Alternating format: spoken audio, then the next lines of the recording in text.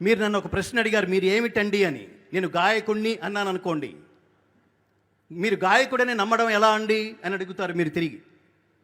అప్పుడు నేను ఒక పాట పాడుతాను, ఏ కృష్ణ అన్నాను అనుకోండి, అవునండి కరెక్టే, మీరు పాడుతున్నారు, మీరు బాగా పాడుతున్నారు, మీరు గాయకుడే అని నమ్మేస్తారు మీరు. ఇప్పుడు నేను మిమ్మల్ని అడుగుతాను, మీరు హిందువులా అని అడిగారు, ఎస్ అన్నారు. మీరు ఎలా నిరూపించుకుంటారో చెప్పండి అని అడిగాను, ఏం చెప్తారో చెప్పండి. ఎంతమంది చెప్పగలరో చెప్పండి. హిందూ శబ్దం ఏమిటి, సనాతన ధర్మం ఏమిటి, మనం ఆచరించవలసింది ఏమిటి, ఇవన్నీ ప్రశ్నలు వేసుకుంటే మనకి చాలా ఆందోళనకరమైన సమాధానం వినిపిస్తుంది మిత్రులారా. నేను ఇందాక చెప్పాను, ప్రపంచంలో మిగతావన్నీ మతాలే, మతాలకు జాడ్యం ఉంది. అవేమిటంటే మీరు వేరు మేము వేరు అని చెప్పటం. రెండో మాట, మీరు చాలా లోయర్ లెవెల్లో ఎక్కడే ఉన్నారు, మీరు మేము పైన ఎక్కడో ఉన్నాం, అందుకని మీరు మాలో కలిసిపోండి, మీ తల్లిని వదిలేసి మా తల్లి దగ్గరకు వచ్చేయండి, మా తల్లే గొప్ప తల్లి.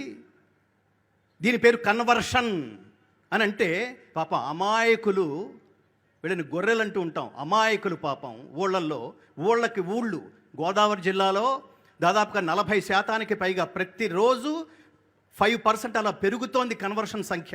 గుర్తుపెట్టుకోండి, కన్వర్షన్ అంటే అర్థం ఏమిటంటే తల్లిని మార్చడం. తల్లిని మార్చడానికి ఉద్యుక్తుడైన వాడు, తల్లిని మార్చడానికి సిద్ధపడేవాడు, ఇద్దరు దారుణమైన వాళ్ళు. మన తల్లి గొప్పతనం ఏమిటో తెలుసుకుంటే పక్క తల్లి వంక చూడం. పక్క తల్లి ఎప్పుడు ఆంటీనే, తల్లి కాదు. ఆ తల్లి గొప్పతనం ఏమిటో ధర్మం ద్వారా, సనాతన ధర్మం ద్వారా నేను ఎప్పుడు ఆందోళన పడుతుంటాను. Hinduism is so strong, Hinduism is so strong. సనాతన ధర్మం అతిశక్తివంతమైంది, కానీ హిందూస్ ఆర్ సో వీక్. ఎంత బలహీనంగా ఉన్నారంటే ఎవడు పడితే వాడు. మీరు చూడండి, గోదావరి జిల్లాల్లో ఆ మధ్యన 24 పిఠాపురంలో 24 విగ్రహాలని ధ్వంసం చేస్తే హైదరాబాద్ నుంచి ఒకళ్ళిద్దరు స్వామీజీలు వెళ్ళి ప్రెస్ మీట్ పెట్టి దీన్ని ఖండిస్తున్నా ఉన్నారు. నువ్వు ఖండిస్తే ఎంత, ఖండించకపోతే ఎంత? ఏం కాపాడుకుంటున్నాం మనం? బొట్టు తీసేస్తున్నాం, వెంకటేశ్వర స్వామి దగ్గరికి వెళ్తున్నాం, ఒక శ్లోకం వచ్చా నేర్చుకుంటున్నామా, పిల్లలకు నేర్పిస్తున్నామా? మహాశివరాత్రులు అద్భుతంగా చేసుకుంటున్నాం, ఒక శ్లోకం వచ్చా పిల్లలకు నేర్పిస్తున్నామా? ఏమీ లేకుండా దేవుడి దగ్గరికి వెళ్ళి ఏమి స్తుతిస్తాం మిత్రులారా, ఏమి స్తుతిస్తాం? నిన్ననే గీతా జయంతి అయింది. మీరు చూడండి, ప్రపంచంలో ఏ పుస్తకానికి పండగ, పుట్టినరోజు పండగ అనేది లేదు మిత్రులారా, జరపడం అనేది లేదు.